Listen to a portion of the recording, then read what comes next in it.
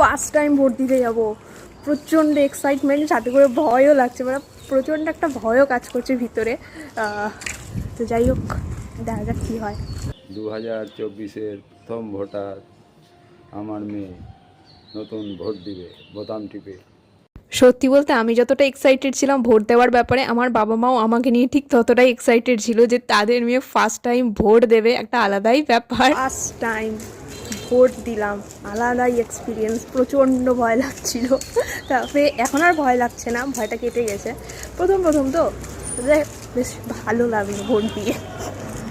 জীবনের প্রথম ভোট ছিল এটা আমার, আর সত্যি বলতে আমার প্রচণ্ড ভয় লাগছিল যে আদৌ আমি ঠিকঠাকভাবে ভোট দিতে পারবো কি পারবো না। আর আমার এইসব চিন্তা ভাবনার কথাবার্তা শুনে আমার বাবা মা আমাকে নিয়ে প্রচণ্ড চিন্তায় পড়ে গিয়েছিল।